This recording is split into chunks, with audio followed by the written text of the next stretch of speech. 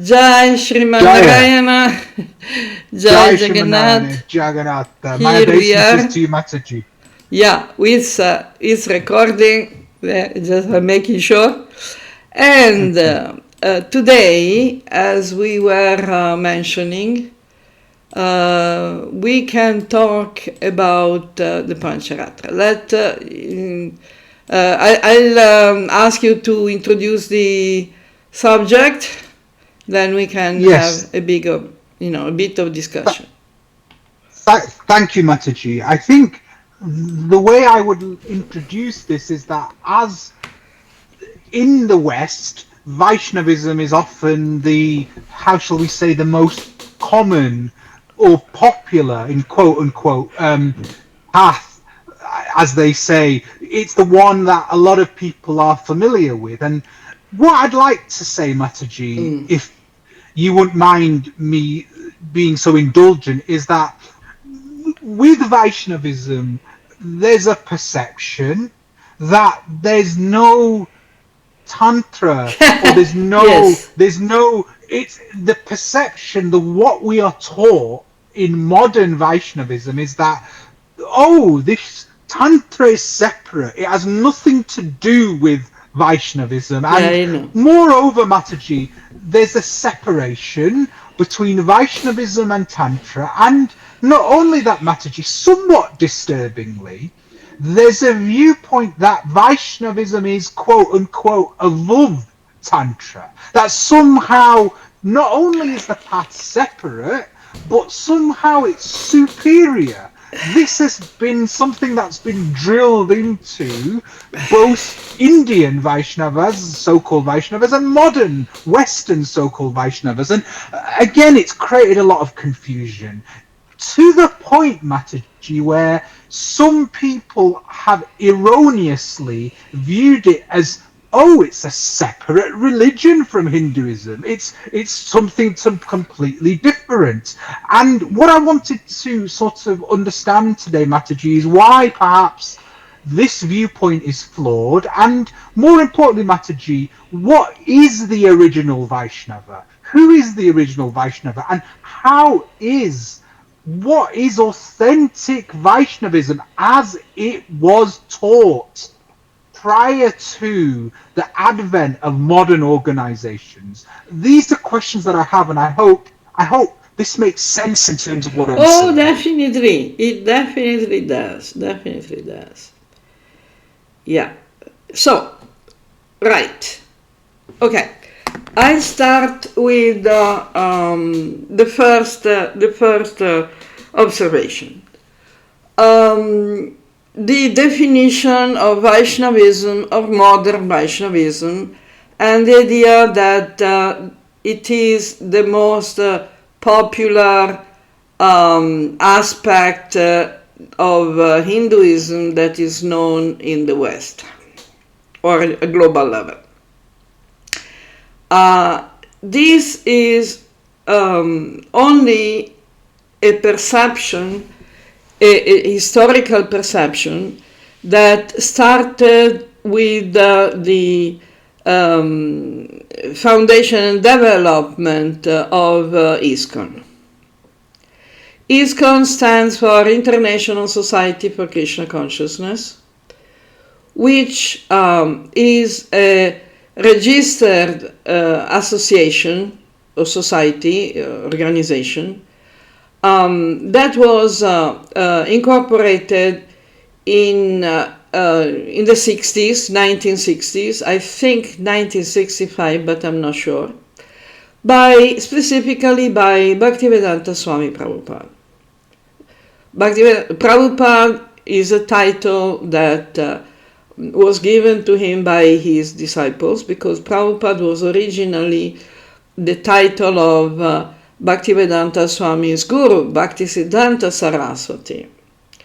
So that makes a bit of confusion, because ISKCON is technically an offspring of the Gaudiya Math, which in turn was founded, incorporated in Bengal, Calcutta, in the 1910s something, by Bhaktisiddhanta Saraswati, the guru of Bhaktivedanta Swami.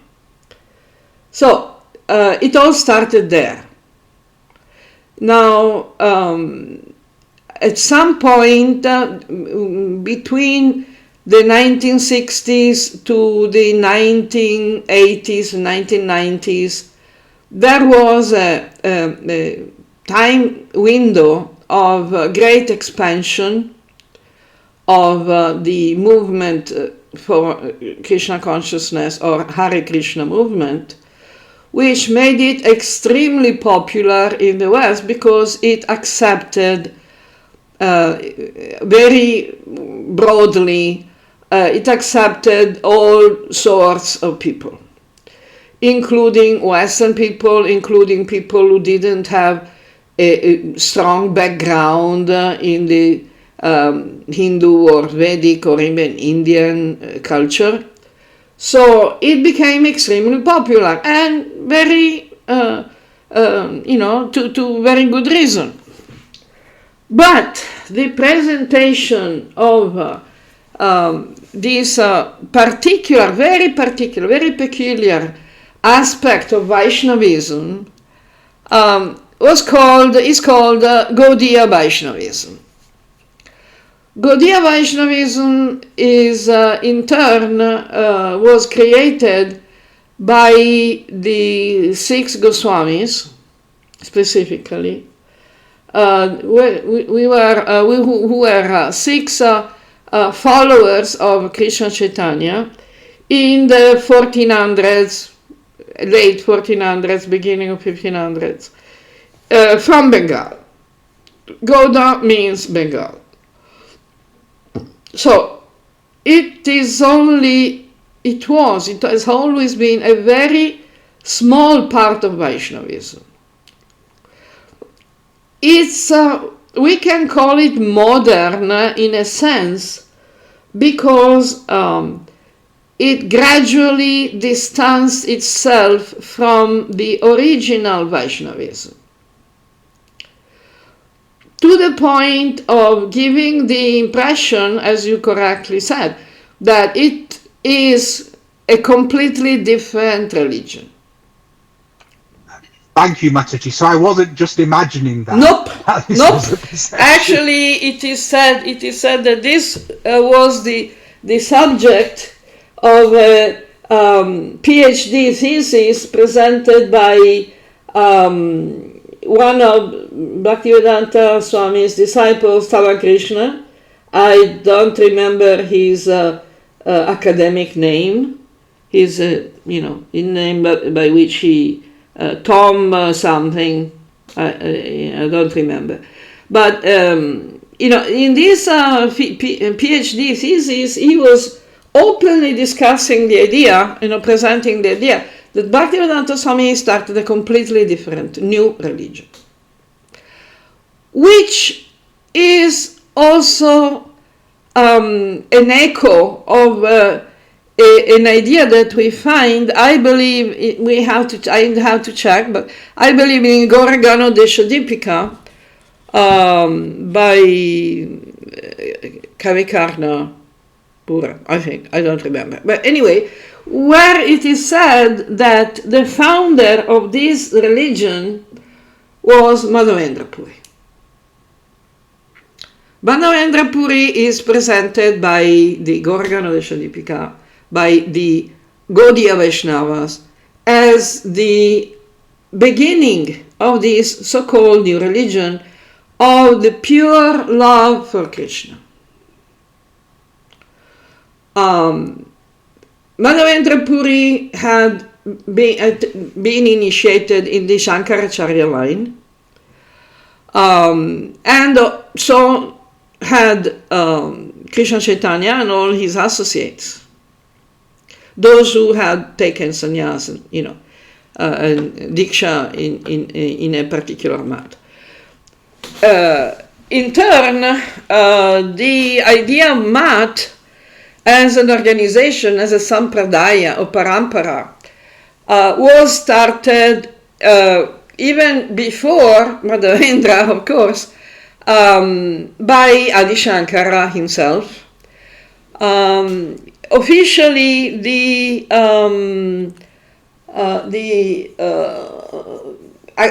mainstream academic version about Adi Shankara says that he lived in the 8th century of the current era.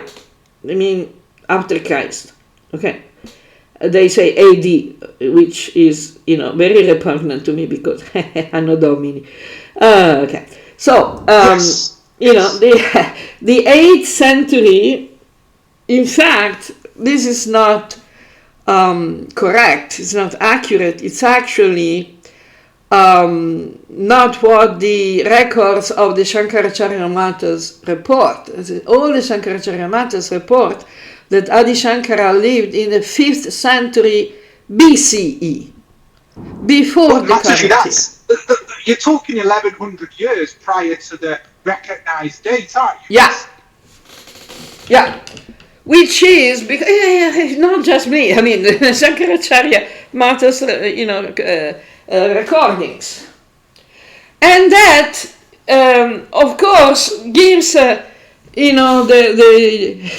how do you say, EBGBs to the official scholars, the mainstream academics, because they calculate, of course, the time frame of Adi Shankara after the time frame of the Buddha, Siddhartha Gautama. So the official mainstream academic idea is that Siddhartha Gautama lived in around 500 BCE, which is not compatible with Shankaracharya living in the same time, at the same time frame. But according to the records of the Buddhist traditions, in fact, Siddhartha Gautama lived much earlier than 500 BCE. In fact, I don't remember if it was 1500 BCE or 3500 BCE. I think it was 1500 BCE.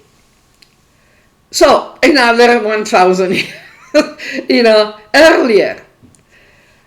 Why Buddha was set in that 500 BCE time window by the Christian oriented scholars,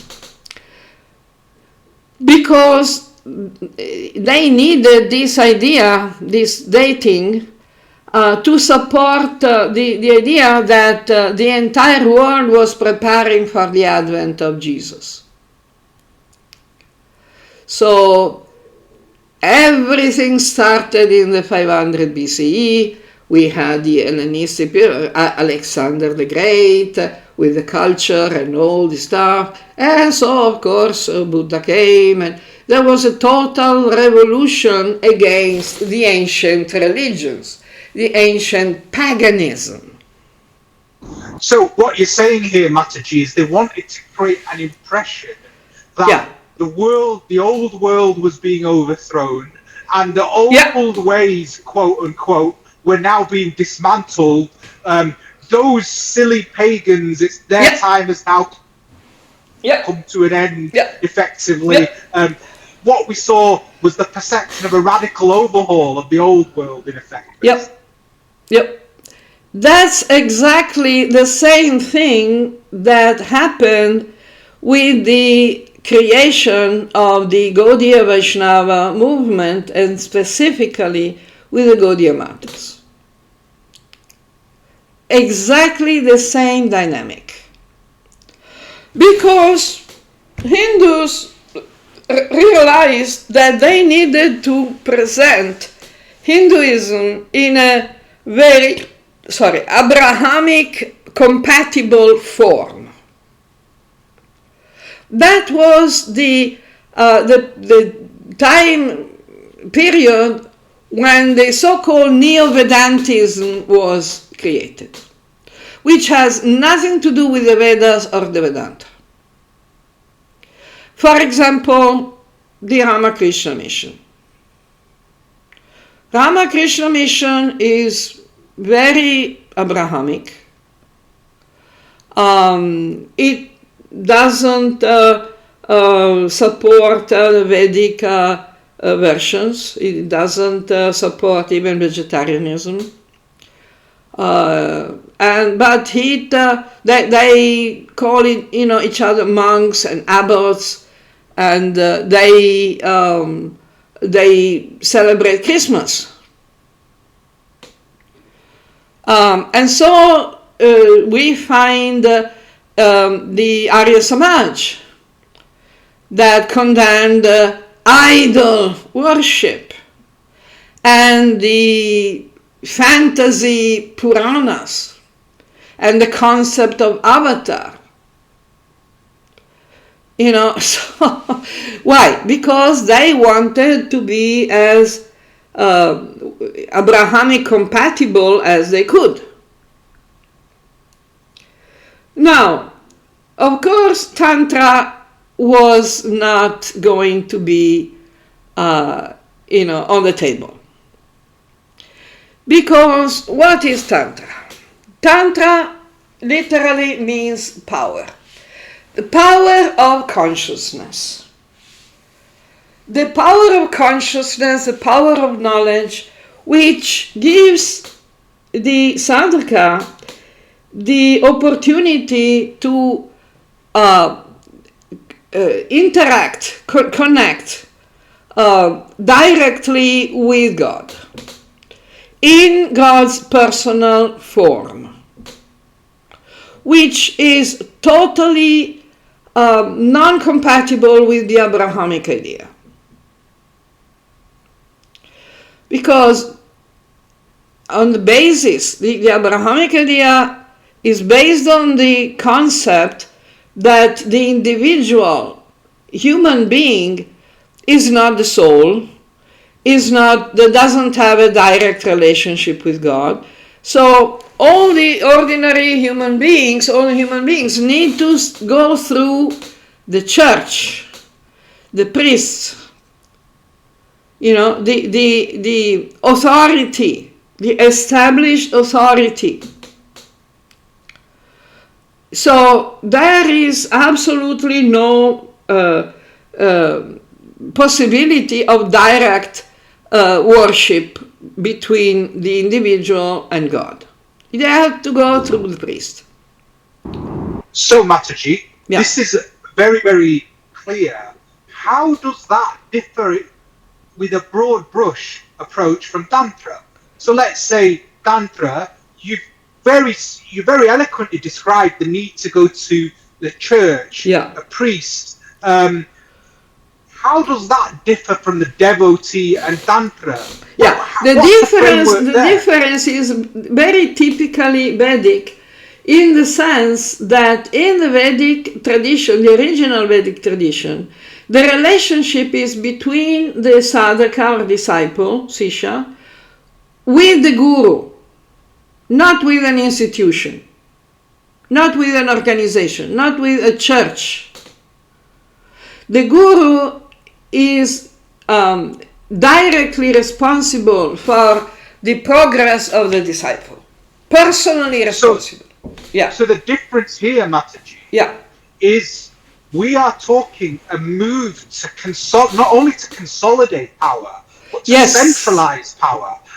So rather than me going to the local plumber to get my sink done, or my tap fixed, I would have to go to a company to do that.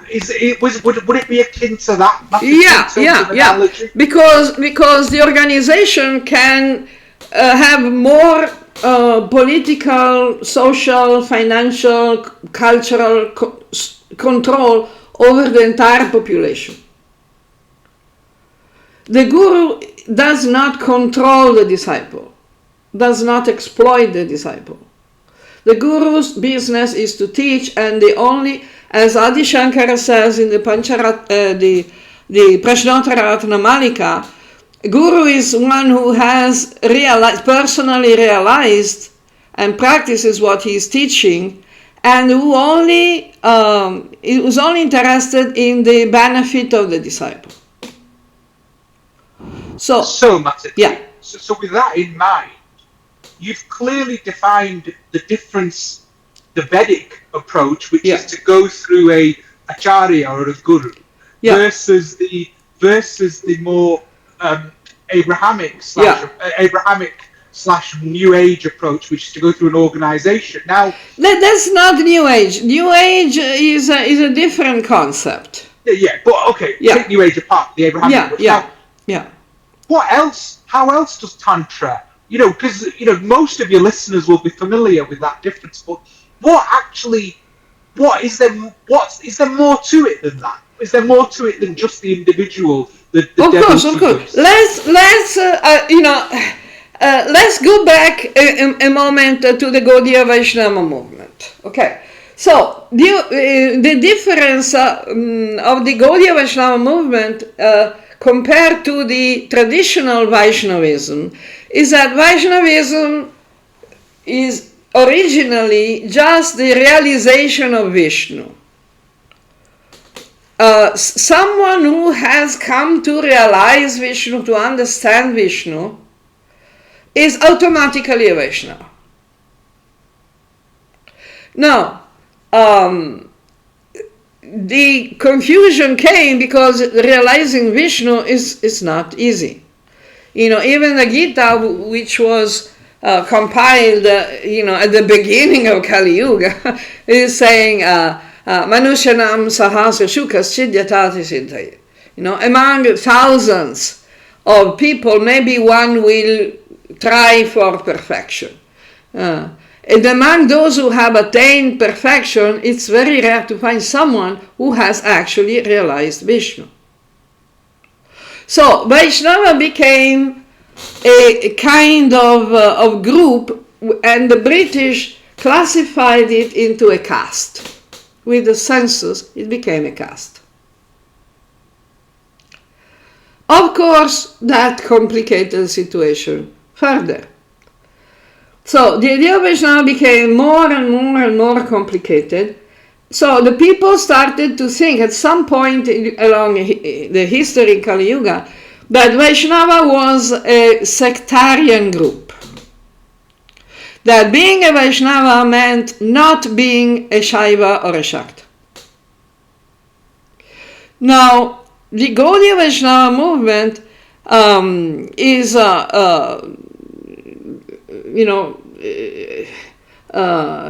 referring to Krishna Chaitanya as its roots. Now, Krishna Chaitanya was definitely not sectarian.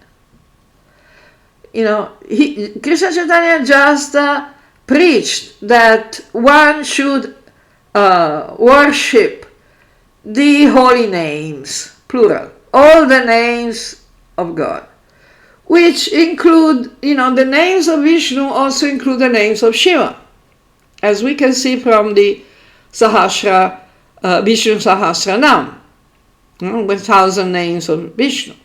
We have lots of names of Shiva. And we have the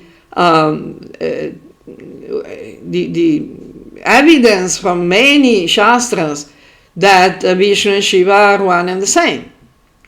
And in fact, we have read the Shivastakam that was related as composed by Krishna Chaitanya himself, as narrated by Murari Gupta in his diaries.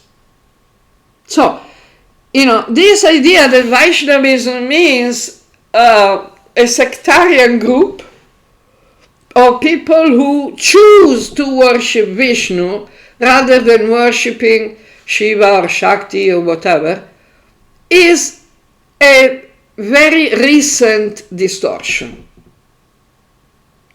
Now, it is also a recent distortion the fact that the Tantra has nothing to do with Vaishnavism, or they are two different things.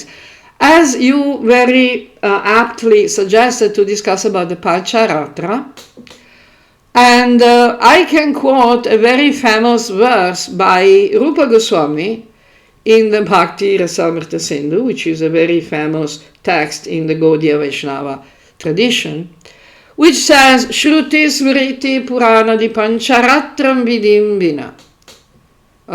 Aikantika Harer Bhaktir Utpatayaya Kalpate. Which is translated even by Bhaktivedanta Swami, that the so-called exclusive devotional service, bhakti, to Hari, that is not in accordance to the Shruti and the Smriti and the Pancharatra, is just a fantasy that can only create problems in human society. So, Mataji, This is fascinating. And who said this? Was it Rupa Goswami? Yep. Is that where this... So this came from Rupa Goswami. Yep. You know, Mataji... And he's quoted a lot.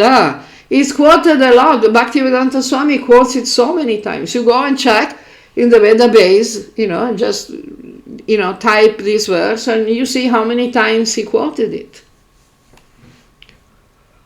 And what's the verse? Is there a source where someone can look at the origins of this verse? Yeah, Vedabase. You go, Vedabase is the database of the Bhaktivedanta Book Trust. Sure. Which is open for consultation for everyone, and then you find all the books published by the Bhaktivedanta Book Trust. Okay. Let me find. Shruti Smriti. You just do a Google search. Sure. So Mataji. Yeah. Let's take one step back, because you just for your neophyte listeners and myself, if truth be told. Yeah, sure.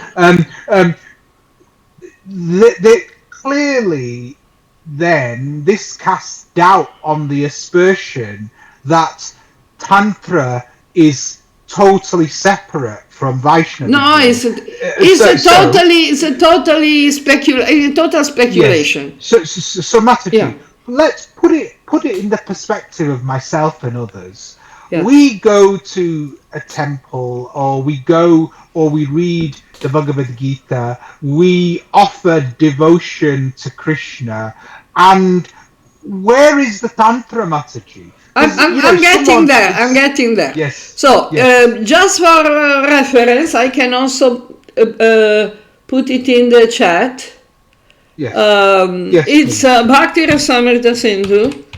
Rasamrita Sindhu. The reference is 1-101. Great. That's really helpful. Really helpful. Thank you, Mataji. Good. Great. Okay. Now, let's go back to... Okay, I close this and go back to the Pancharatra. Okay, Pancharatra is, as we can see from, Google search, it's common knowledge, not something, secret I'm telling you. The Pancharatra says here, is a division of the agamas. Agamas and Tantra is the same, okay, dedicated to the worship of Narayana or Vishnu. Pancharatra has at its base Srimad Bhagavata Purana, and it became prominent after the time of Sri Ramanuja. Pancharatra is also called Bhagavata Shastra, which is Bhagavata Shastra same, Satvata Tantra, and Vasudeva Mata. It was propounded by Vasudeva himself and later expanded by Brahma, Rudra, Indra, and Rishis. According to the Shatapatha Brahmana, which is prominent Smriti from a commentary to the Veda Samhitas, Pancharatra refers to a 5-night-long yajna that established Narayana as Paramatma. Pancharatra also can mean 5 kinds of thought put together: Veda, Vedanta, Purana, Sankhya, and Yoga. In this case, the term Ratra would mean a system of thought. It would also mean 5 kinds of knowledge. One who gives immortality, moksha, devotion to Krishna, yoga, and knowledge about worldly affairs. Pancharatra text, so it's not just one text. It's more than 300 books, text, is divided into 3 groups: Divya, Muniprokta, and Purusha. Divya means directly is comparable to the Shruti. Muniprokta is comparable to the Smriti, and the Purusha is compared to the Kavya. Okay, what is the difference between Shruti and Smriti? Shruti is considered Divya in the sense that Apaurushaya is directly perceived, realized by the rishis who can directly see the truth. Tattvadarshi. Tattvadarshina. So that is Divya, direct truth, revelation, realization. It's not exactly revelation because in the Abrahamic tradition, revelation means that God himself is telling something to someone. Okay? That's not what the Rishi do. The Rishis see the reality. That is the very root of the word, of the name Rishi. The name Rishi, the term Rishi comes from Arsha, Darshana, which means to see directly. Okay. That Muniprokta means described by the Munis. The Munis are not exactly on the level of the Rishis, so these texts are more comparable to the Smriti in the sense that the Munis, the scholars, heard from the Divya Shastra and then they made their presentations.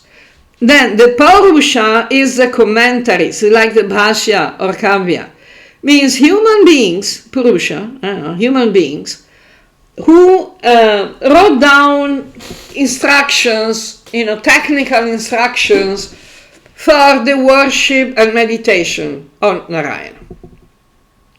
You understand this? Until now, clear?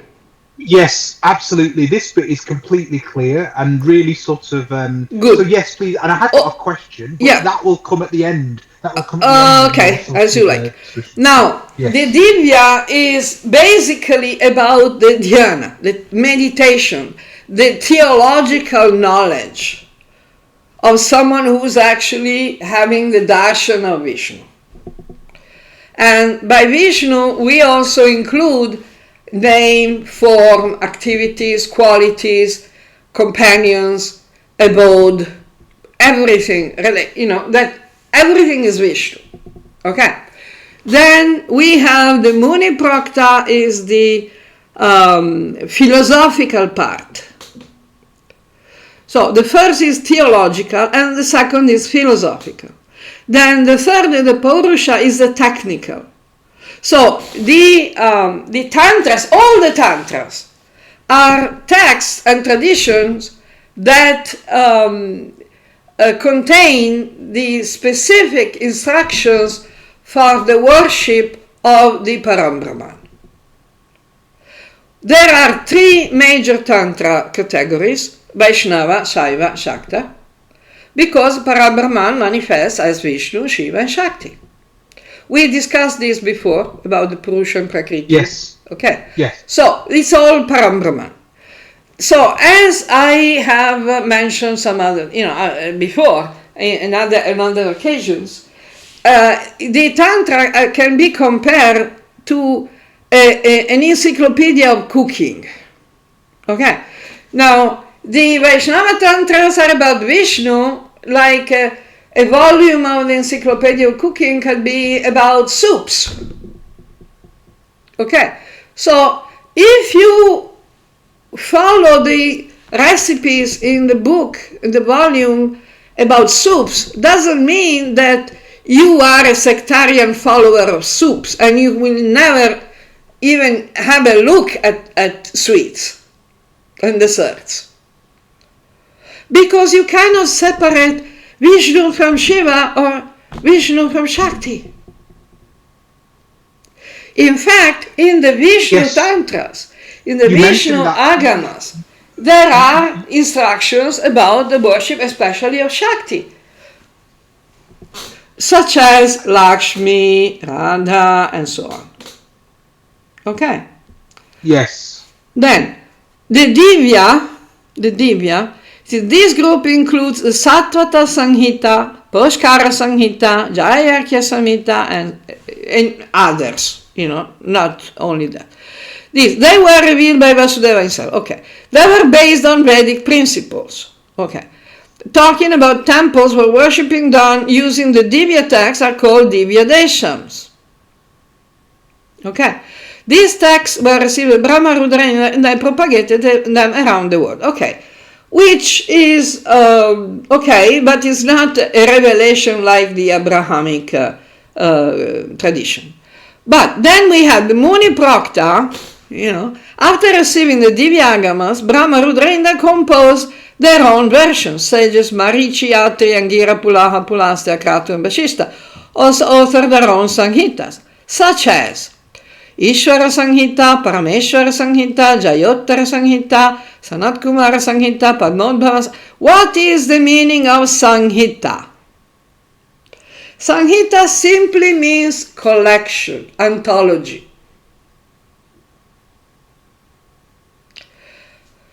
Now, when we speak about the four Vedas, we talk about the four Veda Samhitas, Rik, Sama, Yajur, Atharva. They are the collections of the hymns of the Riks. The word Rik means hymn. Now, these Samhitas are not about hymns, but they are collections. Okay, so we understand the definition. Then we get, Then we have the Purusha text. This group is written by humans, is less authoritative and used only if the other two groups are not available. Okay, vabbè. According to Vishwamitra Samhita, 100 crore of Pancharatra texts with that. 100 crores. What is the meaning? 100 crores. It is 1 billion, isn't it? Yes. Okay. So, yes. Now, some people think Pancharatra is one book. Like me. Yes. Like people who have heard from other people who thought like that. Yes. It's not that you are, non-qualified. You are presenting what you heard. But Mataji, I had this impression that the Pancharatra was about at most 3 or 4 books, and that was it. And it was, and I had the impression it was just a bit of a manual. That's all, rather than anything else. No. In fact, when I was mentioning over 300, is what we have today. Now, according to Vishwamitra Samhita, 1 billion texts were there, of which even this website said now only a minuscule part of this is available, means around 300, of which 300 is more than one. Right, so I have got a question now, Mataji. Yes, please. Which really a lot of your listeners and myself would really want to know, right? Sure. And it's going to be controversial, but I'm going to ask it. What do you think? Let's say I, as a quote-unquote aspiring Vaishnava, let's say I keep doing this path according to what I've been taught in modernity, minus the Pancharatras, or I go back to source, I go back to how it used to be done with the Pancharatras. Can you tell me in practical terms, for the average aspiring devotee, yes, this is an excellent question. Excellent question. Excellent question. This is why, Bhaktivedanta Swami sometimes was saying a quote, which I think it's, actual historical quote. He was saying that Krishna consciousness is simple for the simple and complicated for the complicated. Now, the real initiation is the initiation into the Pancharatra system, which means the learning, the transmission of the knowledge on how to worship the deity. This is why Bhaktivedanta, they introduced this so-called second initiation or actual initiation for those who wanted to be engaged in deity worship. They call it a Brahmana initiation. It's not exactly a Brahmana initiation, because the Brahmana initiation is actually the Diksha, the Upanayana Diksha in the Karmakanda system, in the Purva Mimamsa system, which is different from the initiation into the Pancharatra, because by getting initiation into the Pancharatra, initiation into Tantra or Yoga, or you don't become a Brahmana. It's a different category. You become an initiated worshipper, but a worshipper, initiated worshipper, can be of any social varna. Brahmana is a social varna. It's a social position. It's a position of someone who becomes like Brahman and teaches the other members of society. A Brahmana is a teacher, fundamentally. It's someone who performs yagya for the benefit of the entire society and teaches others, about. But the tantra doesn't bother with that. The tantra and the yoga, the initiation is a personal relationship with God. It has nothing to do with your social position. You understand the difference? Absolutely. So, Mataji, let's say that I go down the path of the way it's done in modernity with Vaishnava. Yeah, okay. I was getting there. Yeah, I understand what you want to. Then again, that is the path for those who want to be complicated. The path for those who want to be simple is very clearly laid down by Krishna Chaitanya, who say, just worship the holy name. Bas. Nothing else. You don't need any initiation. The so-called Harinama initiation is not an initiation. You go and ask any knowledgeable person in the Gaudiya Mata traditions, they will tell you that the Harinama initiation is not a Diksha, it's not initiation. It's just, right. Yeah. So, Mataji, there's a number of points here that you've said that is fascinating. We hear a lot about the holy name. Chaitanya said this. The holy names, plural. The holy names. Can you please tell us what it means to worship the holy name? Because yes. We have lots of Lord. What does it mean in practice, Mataji? How do we worship the holy names? Fundamental, really, in our understanding. Yeah, I mean, again, you can be extremely simple and extremely complicated. And everything in between. There are 50 shades of complicated. Just the simple would be a good start, Mataji. Yeah, exactly. That's why Chaitanya say, don't worry about rules, regulations, anything. Don't worry about initiations, don't worry about mass, sampradayas. Just chant the holy names. Pick a Maha Mantra. Okay, the Maha Mantra Hare Krishna is good enough. But you can pick any Maha Mantra you want. You can pick Om Namo Narayanaya. You can pick Om Namo Bhagavate Vasudevaya. You can pick Om Namah Shivaya, because Om Namah Shivaya is also a Maha Mantra. If you want a Vishnu Maha Mantra, okay, as you like, you can pick by chanting the holy name. Chanting means serving the holy name. Means Shravanam, Kirtanam, Vishnu Smaranam, Archanam, Vandanam, Padasevanam, Dasyam, Sankyam, Atma Nivedanam. you focus on the names of God. And the names are not different from the form, the qualities, the activities, the teachings. So for example, Chaitanya was highlighting the importance of Bhagavad Gita and Bhagavata Purana, which are expansions of the holy names of Vishnu.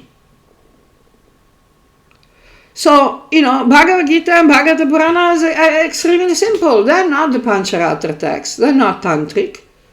They're not complicated. Tantra means complication. Tantra means how to actually be correct in the official ritualistic worship of God, meditation, the worship of the deities. That's the Tantra. So Mataji, we've established that Tantra is very much a part of Vaishnavism. Sure. So my question to you is it necessary in 2026? It has never been necessary if you want to stay simple and humble. If you want to get complicated, if you want to chant the bija mantras, the mula mantras, and you want to worship the deities with the standard and establish a temple, then you need to go through the Tantra, the Vaishnava Tantra. If it's a Vishnu temple, you have to be initiated in the Vaishnava Tantra. You have to learn the Vaishnava Tantra, and you have to practice it properly. But if you just want to become a Vaishnava, to be conscious of Vishnu, you don't need that. You never needed that. Ever, never ever. Not even in the beginning of times, not even in the Vedic time.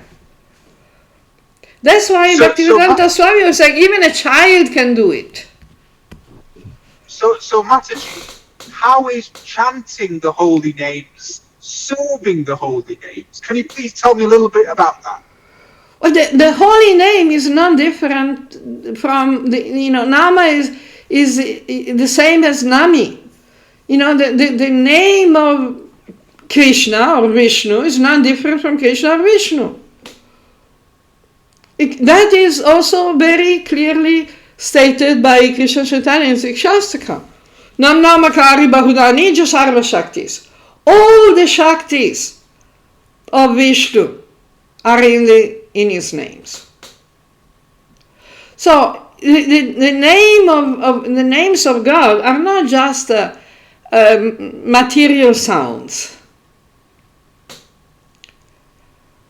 They carry very powerful meanings and powerful energy, shaktis. So you can just simply chant, repeat, remember, hear, listen to, repeat, chant, remember, and that's sufficient. Shravanam, Kirtanam, Smaranam. The problem is when when someone wants to, have some kind of position, recognition, social honors or something like that, that's not sufficient. Because you want to show off. You want to attract people, and people are not attracted by something that looks so simple. Okay, Mataji, I have another question for you. Please. If I was to go back 2,000 years, yeah, and I was to go back, let's say hypothetically, and I was to meet a Vaishnava, how would that Vaishnava appear? How would the practice of Vaishnavism differ then to what you see now, Mataji? Whether that's in the West or whether in the East? Okay, no. Okay. That's not a point of a time frame. Because Vaishnava is an eternal concept. Yes, exactly. It is called Sanatana Dharma for a reason. you know. But it's the perception of Vishnu, the realization of Vishnu. You know, just see the Bhagavad Gita. Bhagavad Gita is totally sufficient for someone who wants to realize Vishnu. It's totally sufficient. It doesn't have to, you know, you cannot recognize a Vaishnava from the dress. No, I'm not talking about the dress here, I'm talking about the practice. No, the practice is just, you know, whatever. Yad karoshi, yad asnasi, yad juhosi, tadasi, yad kurusvama padarpanam. Whatever, what practice? There is no practice. It's a consciousness thing. The realization is a consciousness. Absolutely. Yeah. But my point, Mataji, here is that would a Vaishnava a few thousand years ago have had such exclusivity to Krishna only? Or would he or she have recognized the absence of extreme duality? That's my point here, Mataji. No. The extreme duality is ignorance. Duality is ignorance. Bhagavad Gita is saying that duality is ignorance, an illusion. And Krishna keeps saying one must, you know, become free from the illusion of duality. You know, in all the Shastra, the Gita, Mahabharata, Puranas, and everything, it is very clearly said that one should not make a distinction. You know, one should not separate Vishnu from Shiva. This is the second offense described in the Padma Purana.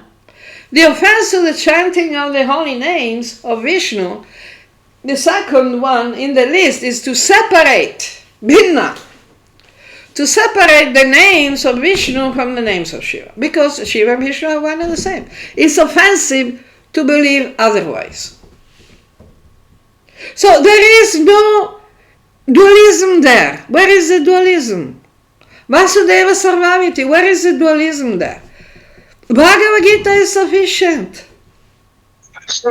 Absolutely, but my point, Mataji, from a neophyte is that sometimes we go to temples and we don't see Shiva in a temple because they are quote-unquote Krishna orientated.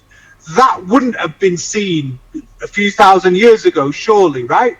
Not even today, you go to the Jagannath temple, you find all the Parshadevatas. You know, in the actual original temples, you find all the forms of God.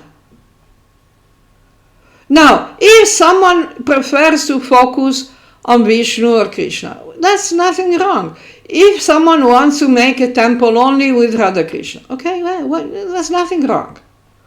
But it is offensive to say, to disrespect the other forms of God. It is not offensive to have exclusive devotion to Hari. It is offensive to claim exclusive devotion to Hari, which is not, as again, to quote Rupa Goswami, which is not actually supported by the Shruti, Smriti, Purana, all the Puranas. Not just the Vishnu, the Vaishnava Puranas. All the Shruti, all the Smriti, all the Puranas. Which means, you know, they also contain, there are Shaiva Puranas and Shakta Puranas. So, you know, this means that you have the actual vision of Vishnu, the actual realization of Vishnu that is not sectarian. Sectarianism was born with the Abrahamic ideologies. You know, the first commandment, you shall not have another God before me. But Mataji, what you've just said now is that there's nothing wrong with exclusive devotion to Krishna. Yeah. But on the other hand, you've also said that, well, it's an offense to claim exclusive devotion to Krishna. What's the difference? No. I qualified the statement. It's offensive to, like Rupa Goswami doesn't say that exclusive devotion to Hari is a fantasy and a problem for society. He said exclusive devotion to Hari, that is not in accordance with the Shruti, Smriti, Purana, etc., the Pancharatra, etc., is a fantasy and a disturbance to society. Which means if you want to have exclusive devotion for Hari or for Krishna, for Ram, for Narayan, whatever, this exclusive devotion must not go against the teachings of all the actual original Shastra. Okay, but what does that look like? It looks like you don't disrespect the other forms of Vishnu, the other forms of God, which are Shiva and Shakti, basically. But Mataji, what does disrespect, just so that we can avoid it in our own sadhana, what does disrespect look like, Mataji? So it looks like when you're walking on the road and you see a temple of Shiva or a temple of Shakti, you just avoid offering pranam. If someone is offering you the Shiva prasad or the Shakti prasad, which is vegetarian, pure vegetarian, of course, if someone is offering you, that idea of prasad with, dead bodies, you don't have to accept. But if they are offering you pure vegetarian food that has been offered to Shiva, you accept it. Because that's not different from Krishna prasad. In fact, if you believe that Shiva is the greatest Vaishnava, in fact, Shiva's prasad is actually Mahaprasad. Of course you have heard the expression Mahaprasad. The idea of Mahaprasad comes from Jagannath Puri, right? And it refers to the prasada of Jagannath that has been offered to Vimala. Then it becomes Mahaprasad. To Shakti. But Mataji, is it an offense to regard Shiva and Shakti as not the same as Krishna? Is it wrong to regard them as separate? That's what the Padma Purana says. I say it? Yeah. Yes. Precisely. Yes. So that is wrong to regard them as being separate, lower, inferior, different. It's wrong to think like that, in essence, basically. Yep. That's what you're saying. Yep. That's what the Padma Purana says. Now, the problem is that verse of the Padma Purana has been mistranslated to fit in the Abrahamic context. So, the original meaning of bhinna, which means separated, has been cleverly interpreted as independent or competition, which has further developed into putting on the same level. But the same level, the correct interpretation of the same level would be as opposite as competition on the same level means it's different. The Shiva and Shakti are competition to Vishnu. That is offensive. But that's because they cannot be separated. There cannot be no competition, not because one is supreme and the other two are, bad. Paltry demigods in Rajas and Tamas. No! That's offensive. Thinking like that is offensive. Because Shiva and Shakti, That's very helpful, Mataji. Good. And I think that's the whole discussion has been very fruitful, because we've started on the absence of the separation of tantra from Vaishnavism. We've cleared that up. We've talked about Pancharatra. We've talked about what tantra does to Vaishnavism. We've talked about the holy names. We've talked about the need. Yeah. We've talked about the fact that it's not necessary to follow tantra in this day and age, particularly. But so we've talked about that, and finally we've talked about what are the offences in terms of Shiva, Shakti, and Vishnu. So I think it's been a very, very productive discussion, Mataji, with lots of points I'm happy. being discussed. Is there anything else, Mataji, that you'd like to cover? Just very quickly, as I am showing here on the screen, the 4 topics of the Pancharatra text. Jnanapada, Yogapada, Kriyapada, Charyapada. Then we have 10 topics again. Bhagavata Samhita, nature of Narayana, 6 aspects. Dhyana, Shakti, Bala, Aishwarya, Virya, and Tejas. Karma Samhita, 13 types of action. Vidyamaya Samhita, knowledge of Prakriti. Kala Samhita, concept of time. Kartavya Samhita, duties as worship and meditation.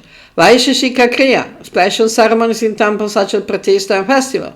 Samyamya Samhita, yogic practices. Also Chitta Samhita, Marga Samhita, Moksha Samhita. So, we have, the principle. Okay, so basically this is the Pancharatra. If you want to discuss more about the Pancharatra, we can continue some other time. Yes.